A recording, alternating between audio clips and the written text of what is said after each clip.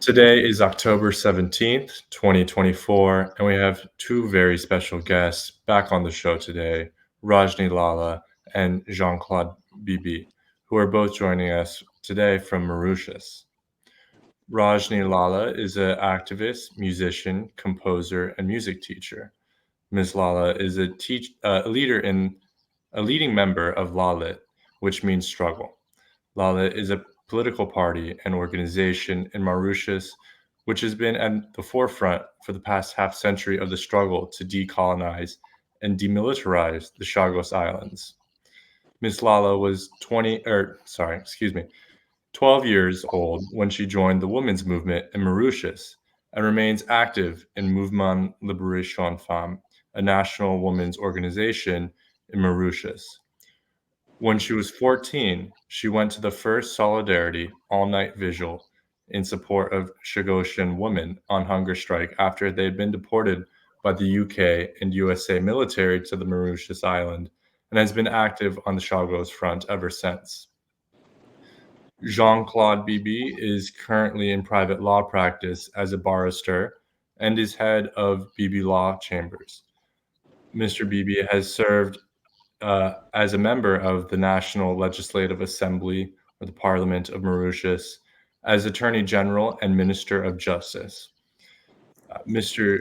Bibi has also served as High Commissioner of Mauritius to Australia, the Ambassador of Mauritius to Japan, the High Commissioner of Mauritius to New Zealand, as well as the Ambassador of Mauritius to the Republic of Madagascar. Mr. Bibi has also served as a legal advisor to the United Nations Department of Peacekeeping in Western Sahara and in Angola. Mr. Bibi has also served as a legal advisor to the Rodriguez Regional Assembly, the Autonomous Government of Rodriguez Island, an overseas territory of the Republic of Mauritius. Mr. Bibi is also the founding member of Justice, an association against violence by state agents, which is also an NGO that militates against police brutality and violence against prisoners by prison officers. Rajni Lallah and Jean-Claude Bibi, thank you for both coming back on the show, and welcome back. Thank you very much, Chris. Thank you, and pleased to be here. Great. So to hop in, today I wanted to talk to you both about the Chagos Archipelago and the recent news headlines that claim, quote, the UK will give sovereignty of the Chagos Islands to Mauritius, end quote. But before we get into the latest news regarding this alleged historic deal, due to the fact that few in the West, particularly here in the US, aren't familiar with the Chagos, can you please provide our audience with a bit of background of the Chagos and the people of Chagos? And before we turn over the mic, we wanted to note for the audience that for a fuller and more complete history of the Chagos, please check out our interview of Ms. Lallah and Mr. Bibi from July 1st, 2023, wherein they discuss this history at length, and we'll include a link to that interview down in the description of this interview. That being said, could you please provide our audience with a brief overview of the history of the Chagos, and for those in the audience that may not be aware of this history? Yes, I think, would you like me to take this one, Jean-Claude? Sorry? No, Would you like me to answer that one, Jean-Claude? Well, the background story, I think what I am, yeah. I think you best go to the old facts. You know, without much more intimate with those facts than me. Okay, so I'll deal with the agreement itself. Yes, fine. I think before we deal with what the Chagos is, we should deal with what the Republic of Mauritius is, because Chagos is part of Mauritius. I know that a lot of people think that the Chagos is a separate thing from Mauritius, but it's actually part of Mauritius. And Mauritius, what it is, it's a little confusing because it's a republic, it's an ocean state, east of Africa in the Indian Ocean. We're part of the African Union. And there's a vast territory of some 2.3 million square kilometers that consists of several islands and archipelagos. So what's confusing about it is that the main island is also called Mauritius, as well as the whole set of islands that form part of the Republic of Mauritius, Chagos being one of them. And people here live mainly on the islands of Mauritius, Rodrigues, where Jean-Claude is currently, he's actually sitting in a room in Rodrigues, yes. And Agalega Island. Oh, right. Yeah. And in the mid-60s, people lived on the Chagos archipelago as well. And the Chagos consists of some 60 islands, small islands, and the main island being an island called Diego Garcia. And we all, in Mauritius Island, Rodrigues, Agalega, Chagos, speak the same language, and we have,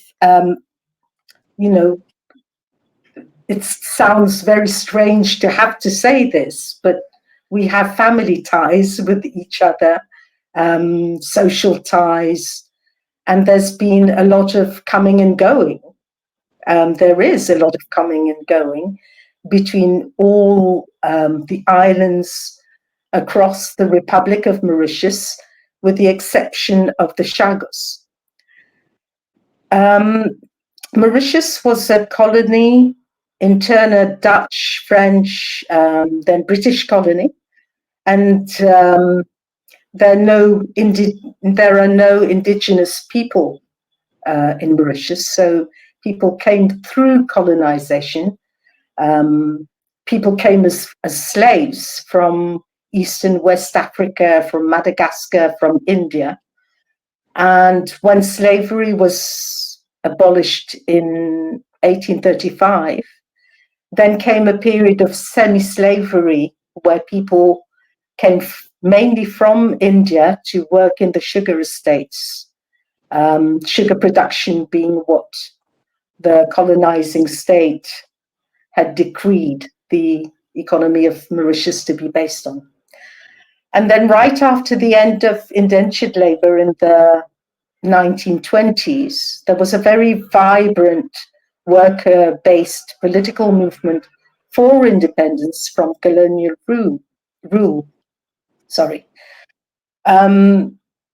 that's when we come to the question of the Chagos. Right before independence in the mid-1960s, so that's in 65, independence was in 68. What the British colonial state did was to hack off illegally the Chagos from the rest of Mauritius. And it forcibly removed Mauritian people living there and took them in ships and abandoned them in the docks of Port Louis, which is the capital of Mauritius, on Mauritius Island. And it handed the Chagos over to the US. And that's how on Diego Garcia, which is the main island on the Chagos, there is now a nuclear military base. So the US and UK have been guilty of forcible removal of people from the land they lived on and lived off, and of continuing colonization of Mauritius because of this military base. But I mean, these aren't the only crimes.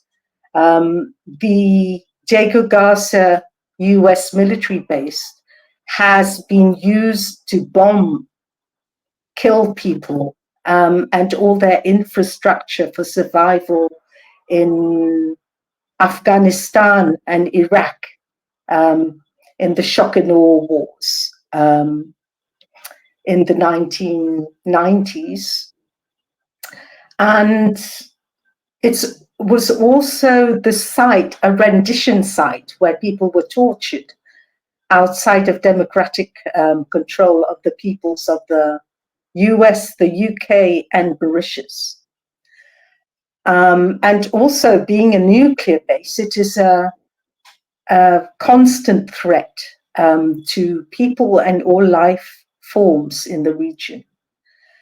So recently, in the last 3 years, Diego Garcia has been used as a prison for some 60 Sri Lankan people who were shipwrecked there, and that includes children.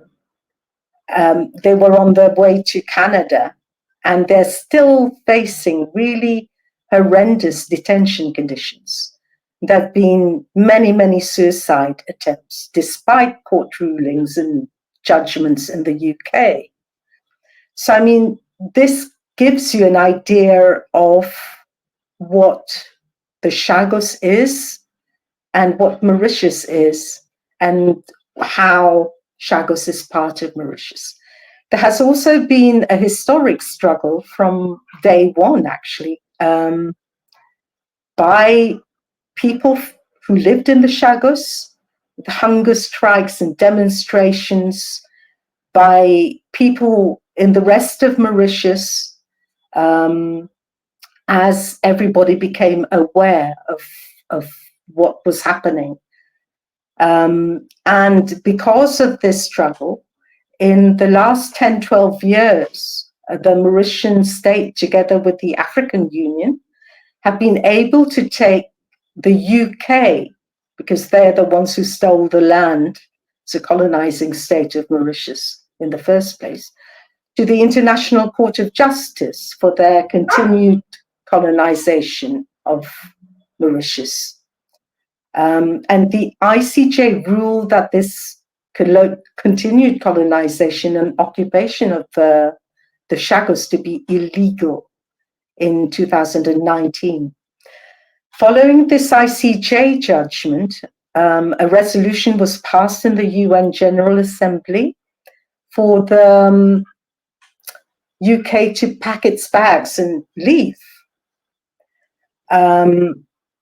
And this resolution got massive support in the UN General Assembly, and the UK was left in isolation with its only allies, apart from the US, being Israel, Hungary, and Australia, another settler colonial state.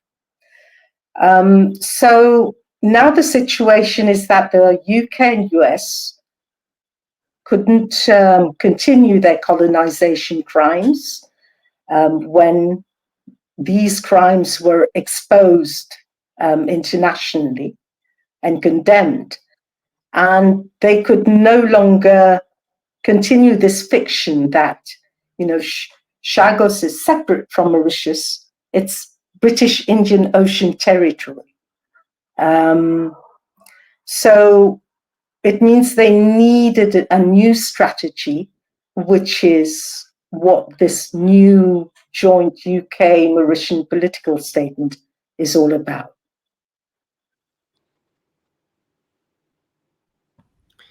Thank you for that very comprehensive overview. And we're going to get right into this new deal, potential deal. So question 2, jumping into the most recent news regarding the Chagos. On October 3rd, 2024, the British Prime Minister Keir Starmer and Mauritian Prime Minister Pravind Jugnauth announced in a joint statement that the UK will hand sovereignty of the Chagos archipelago over to Mauritius. While this news headline seems like something worth celebrating, as they say, the devil is in the details. And at least one glaring detail of the joint statement reads, quote, "For an initial period of 99 years, the United Kingdom will be authorized to exercise, with respect to Diego Garcia, the sovereign rights and authorities of Mauritians required to ensure the continued operation of the base well into the next century, end quote. What is your reaction to the announcement of this deal? Well, first of all, let us note that when the British government, when the British Prime Minister stated that it hands over sovereignty except for Diego Garcia, is basically like a thief giving you back what he has stolen from you. And then he said, well, I won't give you everything back, and I will keep some. In fact, the most important island remains under UK and US control.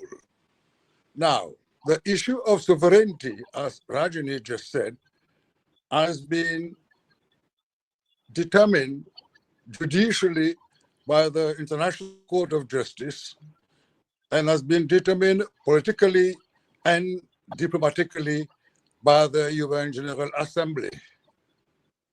So it's not a matter of UK determining which state has sovereignty.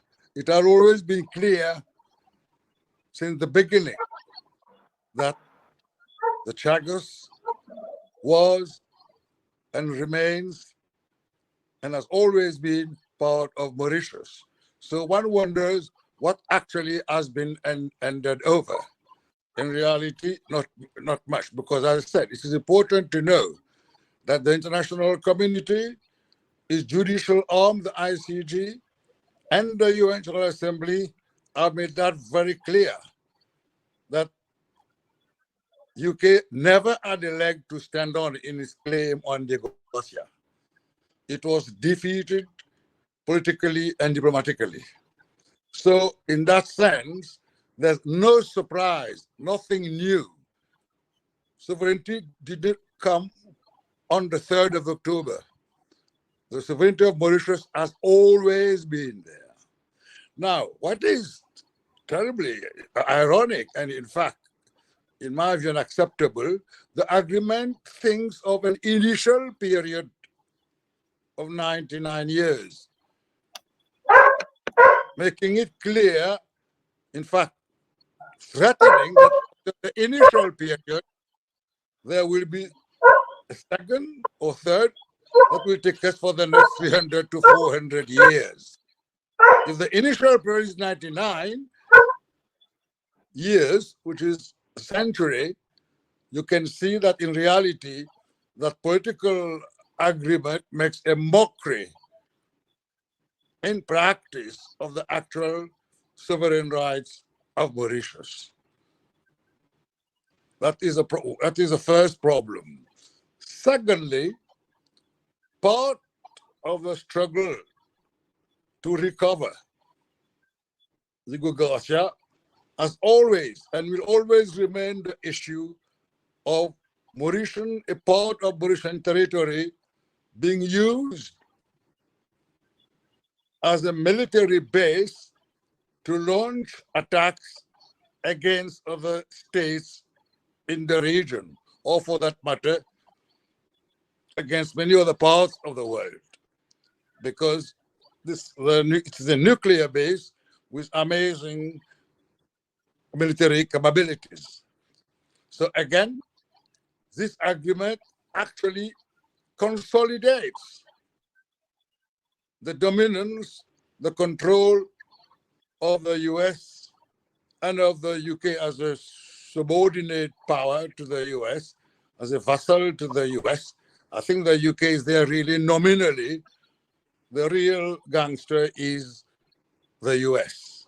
And the UK is just providing some kind of cover for the main culprit. That's the problem.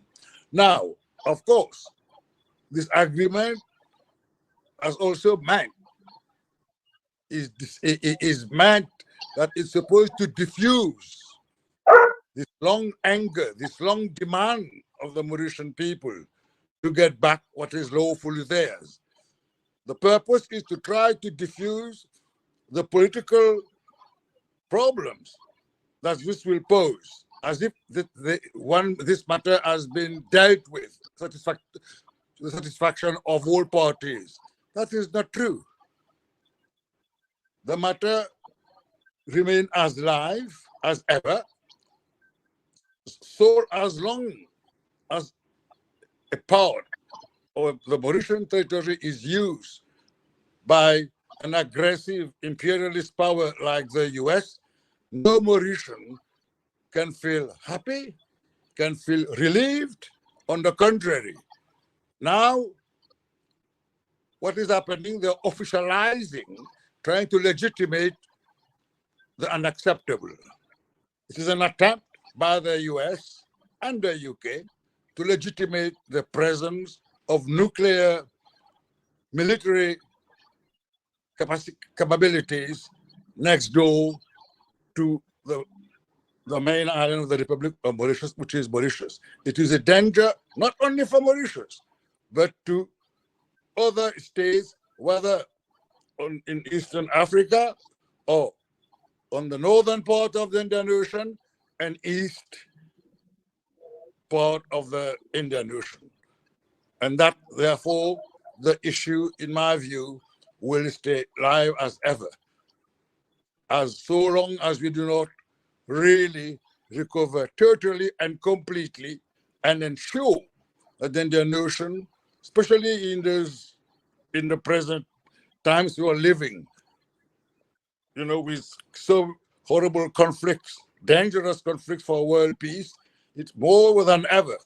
It is time to still maintain and persevere in the struggle for a nuclear-free, a Indian Ocean should be a zone of peace without the presence of aggressive military powers like the US and its armed branch, NATO. Thank you. And couldn't agree more with the call for demilitarization and denuclearization. As a follow-up question, though, on October 7th, 2024, there was a so-called debate in the UK Parliament regarding the Chagos Agreement, which underscored the ongoing colonial and imperial intentions of the UK. What should our audience know about this so-called debate, and what did it expose regarding the UK and US's desperation to continue its illegal occupation of the Chagos?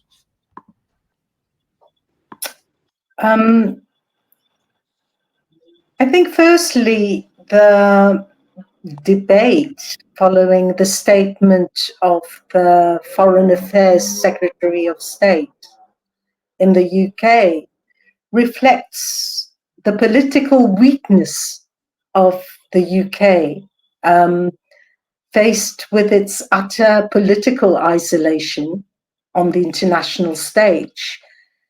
I'm reminded of what Jean-Claude just said about both legally and politically, legally in the ICJ and politically in the UN General Assembly.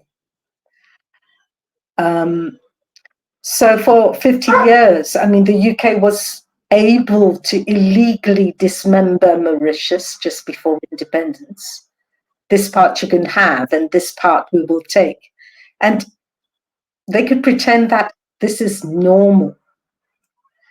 Then after years of struggle, the African Union, that Mauritius is part of, directly challenged the UK. It was actually the African Union that put this case in the ICJ, accusing the UK of continuing colonization by dismembering Mauritius, chasing off people who lived there, and keeping part of it as its colony.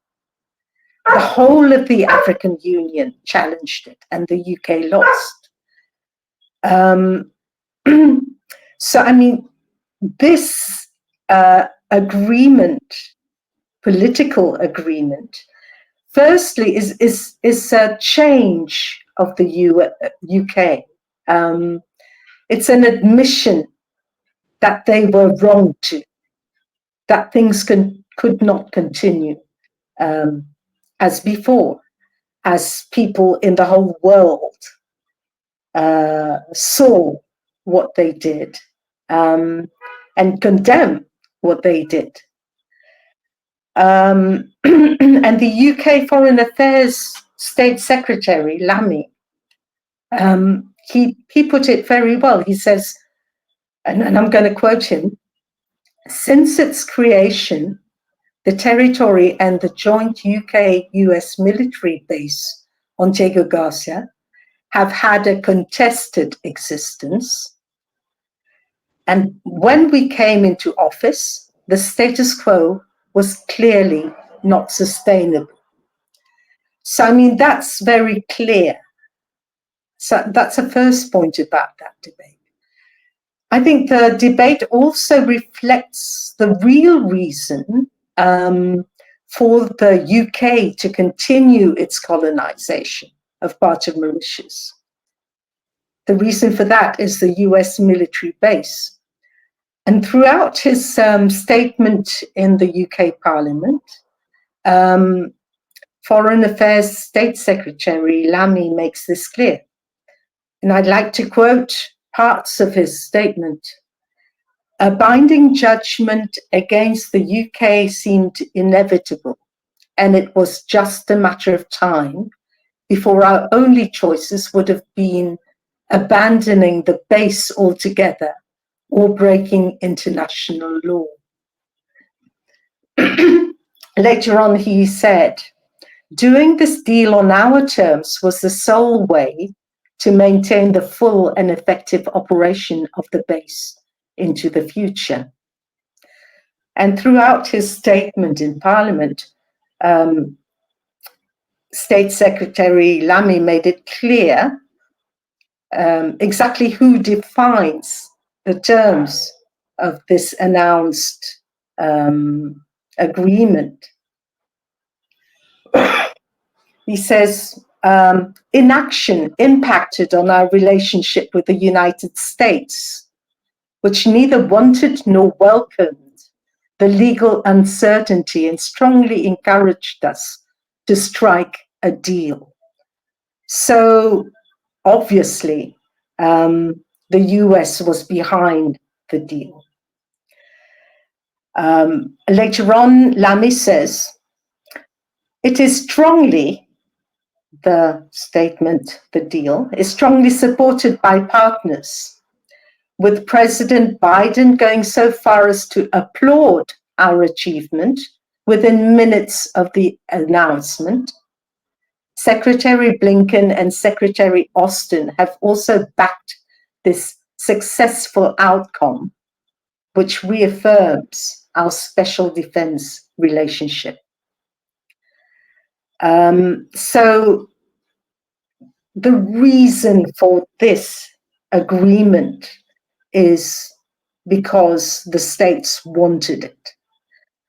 And the actual statement finishes with that this statement has got the blessing of the United States and its ally, India. So I think the parliamentary statement and the debate after it, it reflects the desperation of the UK and the US. On the one hand, it's in a position of weakness. And on the other hand, the abandonment of its preceding strategy to keep this colonization of the Chagos and keep the base, the US base on it. And so, I mean, that's what it reflects from what I can read it. Perhaps Jean-Claude would like to add something to what I've said. The thing is, the main point I believe is that the UK is no longer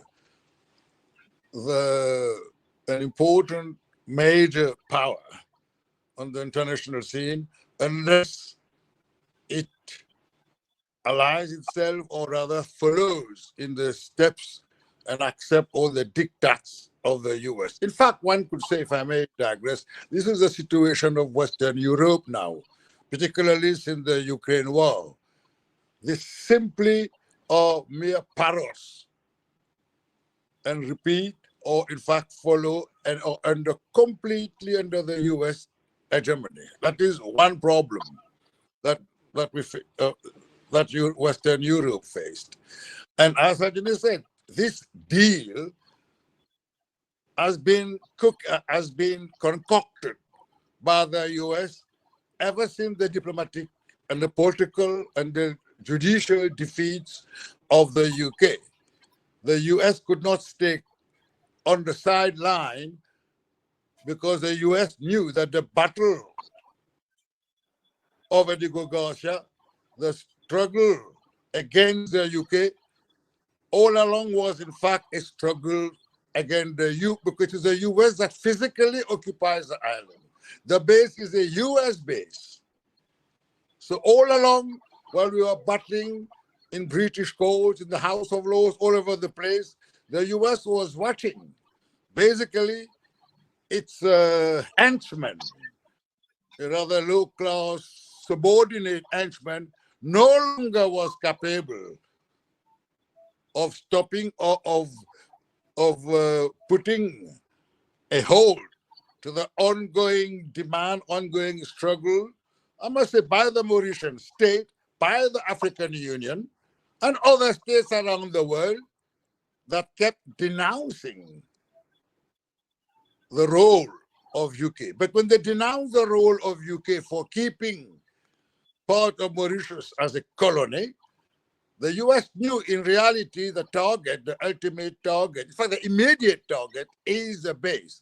And it is to save the base that the UK now pretends it has seen the error of its ways, and now supposedly it has understood the importance of respecting international law. That's very far from the truth. To this very day, neither the US nor the UK have any commitment to respect and abide international law. Indeed, that agreement itself, as I said, is a desperate attempt, as I said, to legitimize what is unlawful. It is unlawful after excising. The first unlawful act was the excision of Chagos. Now, it is an attempt to give some kind of legal or political cover to use part of an independent state, the Republic of Mauritius, for the military interest and the military needs of the US. And that is what will become in focus now. The UK may, in my view, the UK will fade. The struggle now must directly confront the US governments. I'd like to add something. I agree with what Jean-Claude is saying. It's a very important point that came out in the UK Parliament when Lamy presented this agreement. He says that the UK wants this space because it's going to be one of the reasons they want it is because it's going to be central in, I quote, countering malign Iranian activity in the Middle East. Now that's particularly relevant in today's context, because it opens up the possibility that the US is right now using Diego Garcia base to back Israel and Israel's genocide of Palestinian people. And it's another reason, why we should confront the US, not only that it has a base, but that it's actively using it right now to aid and abet a genocidal Israel.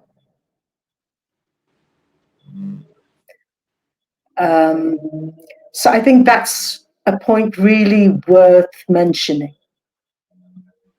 Yes, quite. Yeah. And that is why I think one must reiterate the terrain. The terrain now for the struggle should be the people in the region, not only the Republic of Mauritius, but the people of South Africa and the people of other neighboring states in Southeast Indian Ocean must identify who is the enemy of peace, and that's clearly the US, of course, with the UK and probably Australia as well or whatever.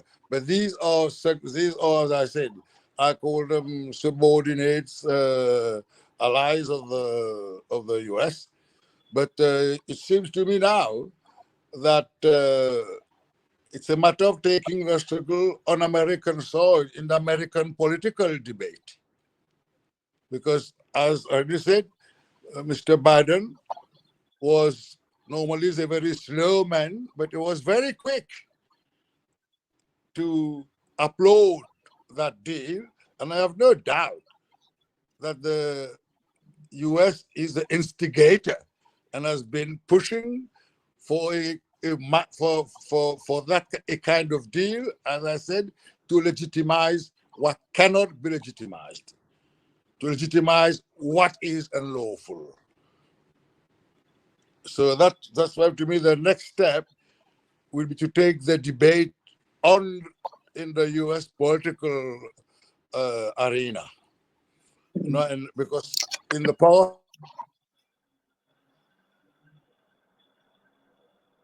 to confront the U.S.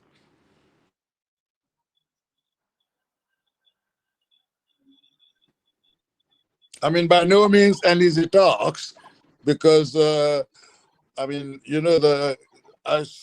not be surprised if 90% of the American people have never heard of Diego Garcia, possibly. I would not be surprised. But it's to me that in the international dimension, in other forums, the UN, in the African Union, we must now direct our criticisms against the US for that military based. And not simply Diego Garcia, but it is an issue of the very idea of America having nearly between 800 and 1,000 military bases all around the world. So not surprisingly, you find so many conflicts, so many hundreds of thousands of people killed year after year, year after year. And when you look behind those killings, behind all these political and military conflicts, you don't see the end of the US undercover. It's blatantly there for everyone to see. As Rajni said, what's going on in Gaza is a clear example of the brazenness and the overt criminal nature of the US regime in its foreign policy. Yeah, thank you so much for drawing out these connections for us. I think on the surface, it would be very easy to assume that this is a mere dispute or negotiation between one island nation with another, but seeing the international perspective, which is drawing that out, is part of Activist News Network's goal. We get to see that really at the root of this issue is globalized, militarized U.S. presence and colonial occupation. Moving into our next question, there also seems to be a strategy on the part of the UK to illegally separate Mauritians of Chagossian origin from inhabitants of the rest of Mauritius. What is your sense of this divide and conquer strategy? Well, it was a strategy of the UK to try and do that. And the US and the UK seem to have spent a lot of money promoting the kind of discourse which would see Chagossians as being separate from the rest of Mauritius, the people in the rest of Mauritius. And they've encouraged academics and NGOs to remain silent on the question of decolonization. And the reason why is because the UK had a plan B, we call it, that if need be, it could organize a referendum of Chagossians, which would be, distinct from the rest of Mauritius, and that they would vote to remain British and vote for the continuation of the US military base. Now, we've seen this happen over many, many years. There was even a self-proclaimed president of the Diego Garcia and Chagos Islands Council in the UK. His name was Alan Van Gatassen. And actually, he was just recently, not surprisingly, he's just served a prison sentence for fraud. But this plan B is no longer feasible. It's no longer feasible because the judgment and the UN General Assembly vote makes it impossible for it to just illegally carve out part of a country and make it its own.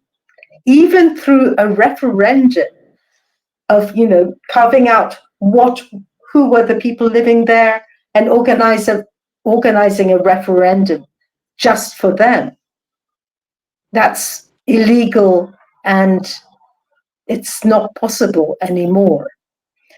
Now, very often we hear the word self-determination for Chagossians, as if the Chagossian nation is different from the rest of Mauritius. But we should not forget that it's part of Mauritius.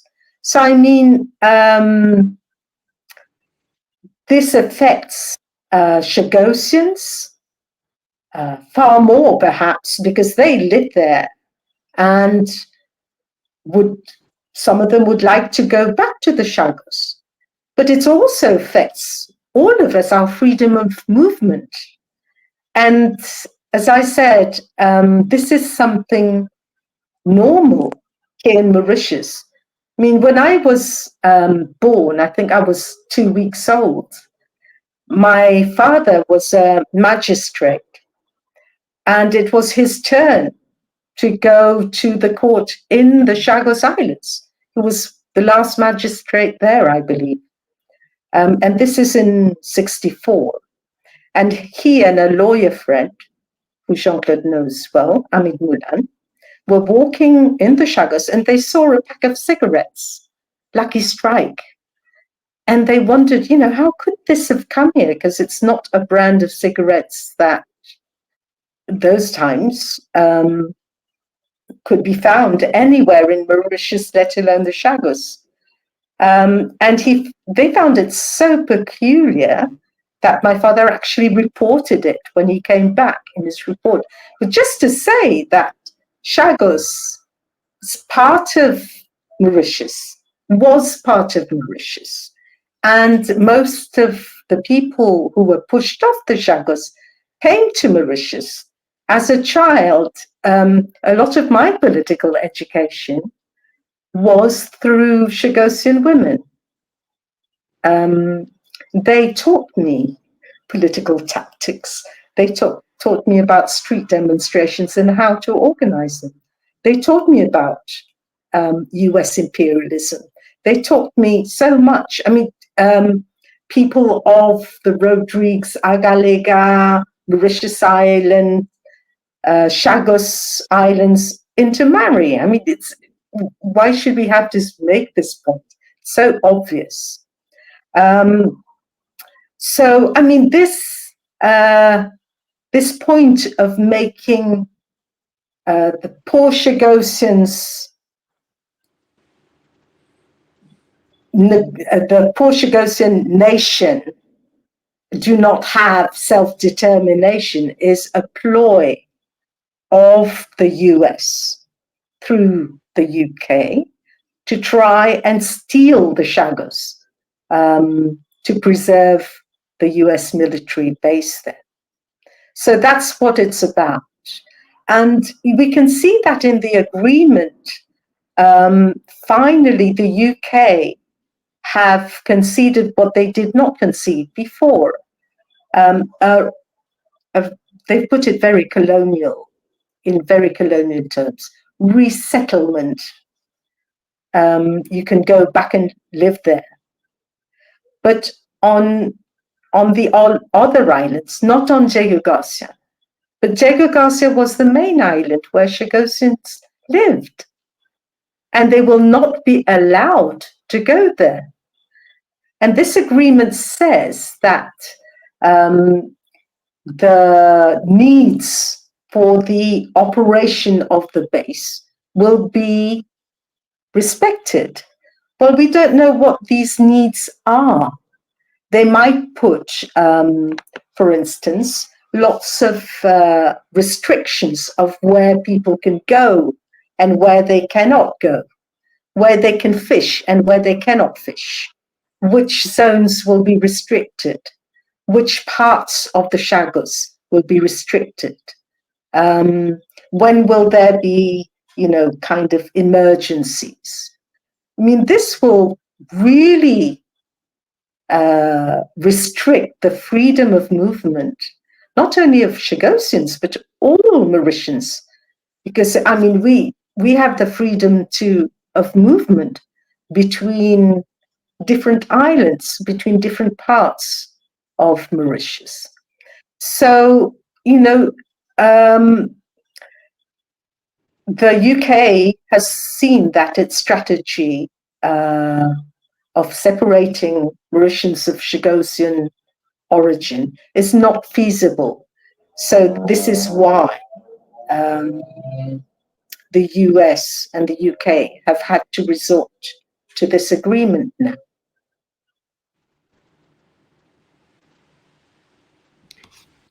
Thank you for that answer. We also should discuss the role of the Mauritian capitalist class and their hold on consecutive Mauritian governments. How has this treaty become tied up with the political economy of Mauritius? That's a big, big chunk. Well, you know, the Mauritian economy is totally embedded in the global international capitalist system. As you know, Mauritian economy is a very small one. Our population is about at the most 1.3 million people. And still colonialism, since independence, our economy is totally tied in. Initially, was mainly with the Western countries, and since globalization, it is totally part and parcel of the neoliberal system. In fact, the local capitalist class, which has been in strata, is a very complex, which is a very small island, its politics are very complex, and I think that in this area, on the issue of Diego Garcia, the old capitalist class will seek refuge, will support whatever regime is in power, whether the present regime or even the next regime, because I suspect the next regime, because we are having elections in a matter of 2 weeks or so, and whoever comes into power will not challenge the present agreement that has been made between UK and Mauritius, and I believe the same will continue whatever regime, because the capitalist class is totally, subservient to Western Europe and Western Europe capitalist interest. They have no way they will challenge that. So that therefore, you cannot rely upon our local capitalist class in any manner on that issue. On that issue, they will, and the political representatives in cabinet and parliament will really just toe the line. So it will be up, as always has been, eventually for the people of Mauritius and for the people in the region, as I said, to challenge this. Not our capitalist class. We do not have a nationalistic capitalist class that is mourning the loss of the Garcia. On the contrary, they probably, and they have done in the past, they probably see what business opportunities will come up for them by probably supplying goods and services to the military base. That's more likely what will happen. They will join those who have stolen the island and those who are using the island as a military base. Yes, I think I agree with that. I think they will actually welcome it, because we should remember that what we call the historic capitalist class in Mauritius got most of its profits from sugar production in the past. From independence to around 95, 96, there was a guaranteed price and quota for sugar in the UK. So, I mean, they didn't want the Mauritian state to rock the boat with the UK too much. So it wasn't in their interest to challenge continued colonization of the Chagos. And so, I mean, now the historic capitalist class, now that there's no future for sugar, what it's very busy doing is taking land. There was no real agrarian reform in Mauritius, by the way. It's taken, so I mean, this historical bourgeoisie controls most of the land on the island of Mauritius. And because sugar has no real future, what it's busy doing now is destroying agricultural land and erecting luxury villas, golf courses, hotels, malls, But I mean, all this has an expiry date. You can't sell off all the land. Land does not breed land. So because this sugar oligarchy refuses to replace sugar production with an alternative food production, say, successive governments have let it do this. And now we're in a situation where there's a real need for public infrastructure. As you know, there's a need for water, for reservoirs, for drains as flooding gets increases because of climate change, for hospitals. As price of basic goods increases, with the war in Ukraine and the Middle East, wages need to go up, pensions need to go up. And the capitalist class here does not want to pay for that. So I think they'll be very happy that the state get rent money for the base on Diego Garcia. And this is already in the electoral campaign.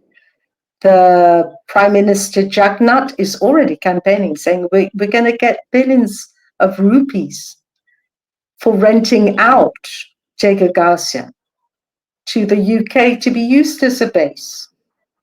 So, I mean, this is the kind of bankruptcy that the Mauritian capitalist class is leading us into. So I think they've got quite a big role to play in what the Mauritian state is actually doing right now. Thank you for that. This may be a sort of repetitive question, but we are at a critical moment in history where the US is attempting to reverse the rise of a multipolar world to regain unipolarity, and hegemony.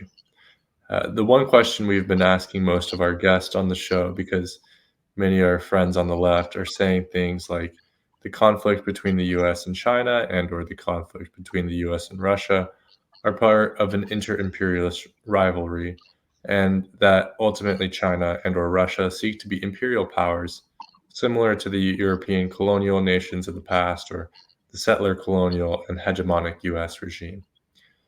As we have discussed in detail today, clearly the Chagossian and the people of Mauritius continue to be impacted by the US's attempt to regain hegemony. What is your sense of what is going on, and how should we analyze this? Is the conflict between the US and China and the US and Russia an inter-imperialist rivalry?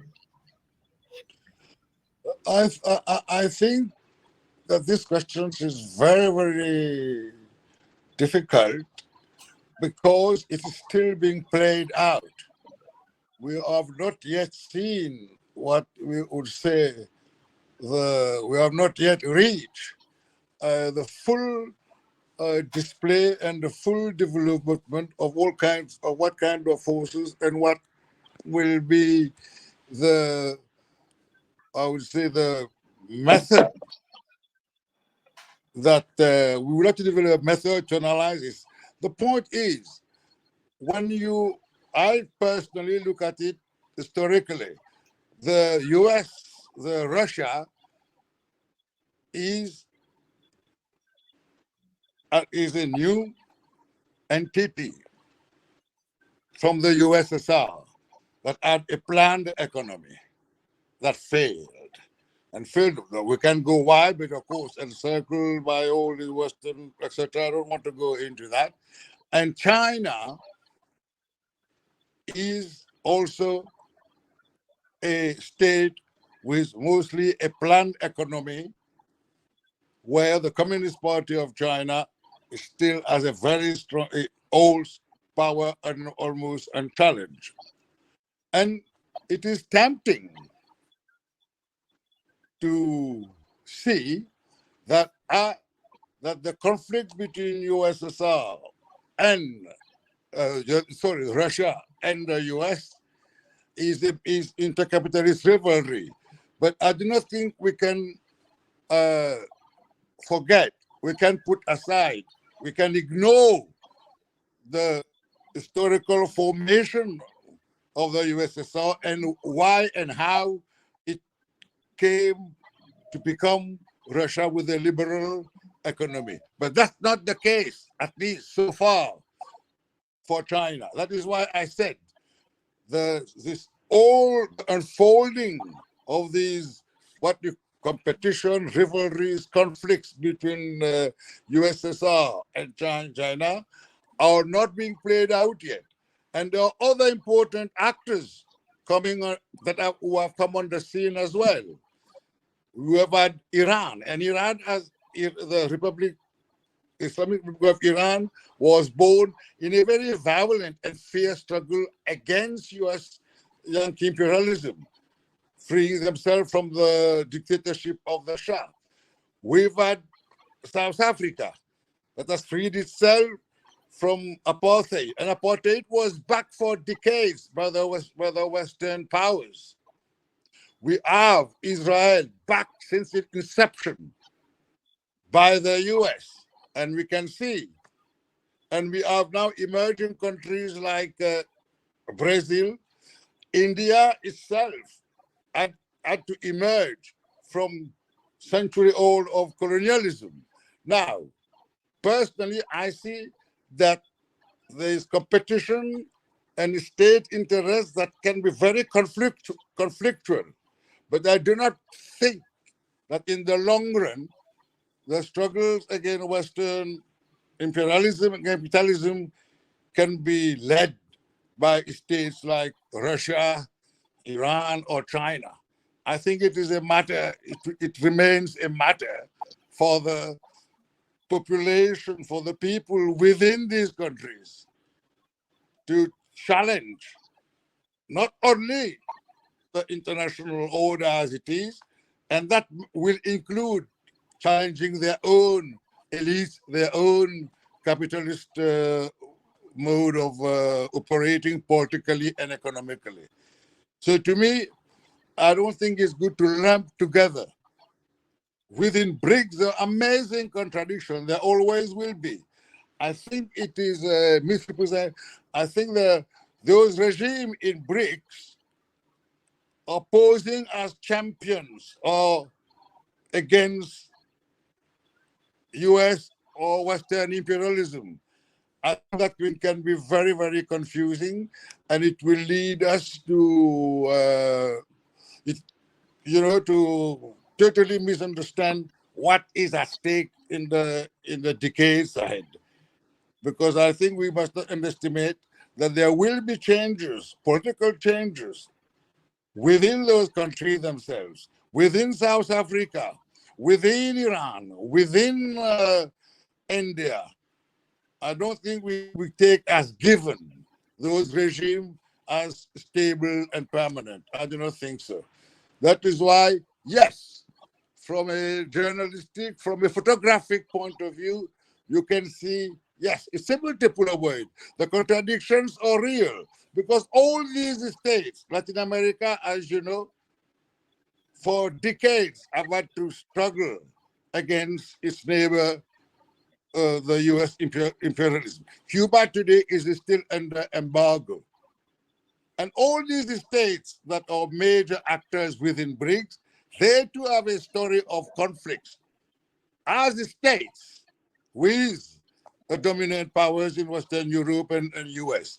But it seems to me, in history, what really will matter is what the mass of the people within these countries do. Not only vis-a-vis the US and Western Europe, but also vis-a-vis their own bourgeoisie. This, to me, is a card that we must not ignore. To me, that's what explains what goes on in history. what people do, not so much against the distant enemy, but against the local capitalist class that exploits and oppresses them. That's how I see it.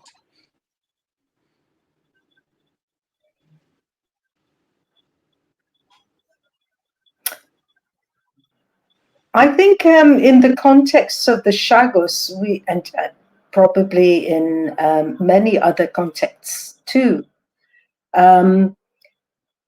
we should look at what is useful. I mean, we on the left, I mean, one of the most potentially powerful, creative, and dynamic things about the left is the way it can analyze reality for what it is. And through this analysis, to propose demands that responds to the needs of the situation. And we have the kind of questions on the global, on the international level today. I mean, we are in a terrible situation where the world over, we're unable to stop Israel from committing genocide that it can commit because it has the support of the US and its imperialist allies. We're not able up to now to stop continued colonization and occupation of Palestine. Now, the kind of inter-imperialist framework doesn't really respond to that. And if we look at the Chagos, for instance, we're talking about the debate in UK Parliament. Well, it's the Conservatives that put the States and the UK on an equal footing with China. They're saying, well, if Mauritius, if the Chagos is decolonized, if Mauritius gains sovereignty, even on the other islands apart from Diego, they can give it to the Chinese. They can give it to China. I mean, that's the scare. If you're not with us, then you're against us. You're with China. You're with Russia. That's not very useful. So we should be very careful of the effects of putting US and China, US and Russia on an equal footing, because they are not on an equal footing. On many of the kind of big major conflicts that we see, they're not on an equal footing. So, I mean, we should have an analysis that is useful. And I have yet to see an analysis of inter-imperialist rivalry that is convincing on the Chagos question. Thank you for that. And you'll have to forgive the dog in the background if you can hear it. For some reason, it's gotten agitated. So our last question. Huh? The dog is walking against the US. Yeah, it's the neighbor's dog, so I don't know what's got it amped up. But our last question is, how can our audience support the Chagossian struggle for decolonization and the right to return home? And how can we build a stronger alliance within this movement?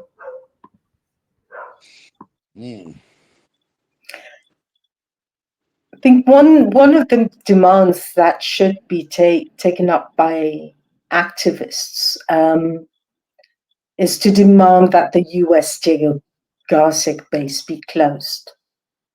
The basis, the reasons why Chagossians can't return home, the basis why all Mauritians are deprived of freedom of movement to go to Chagos, part of our land.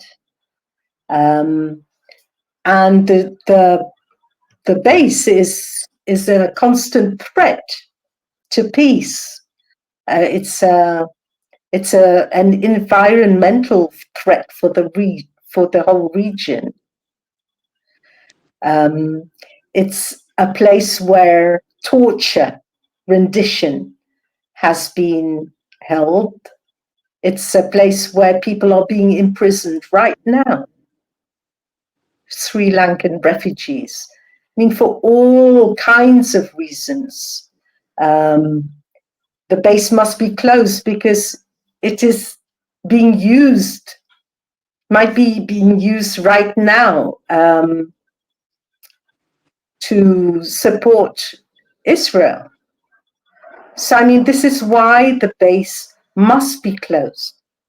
So, I mean, we need demands that are unified against decolonization, against militarization, and for people to become free and equal all over this planet. This is how people in the States should look at it. Very often we have, single issue campaigns. Even Human Rights Watch fell into that one, to see it as just a Chagossian question. It's far more than that. And we should realize that the real reason for all the problems we're having is because of the base, and it needs to be closed. And that's the demand that should be taken up in the States to decolonize the Chagos and the rest of Mauritius.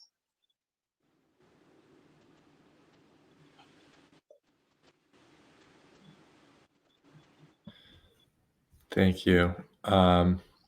Well, that was all the questions we had prepared today. Is there anything either of you would like to say in closing? Rajni? I'm fine. I'm fine. I don't really have much more to add, but because I am trying to kind of imagine what that promised treaty that's supposed to come next year or so that will formalize and will expand on the agreement already reached. And I think that treaty is going to be something very important we'll have to look at, because I think, again, that treaty will not really, in my view, be between the UK and Mauritius. It will really be a treaty that will attempt to mask the ultimate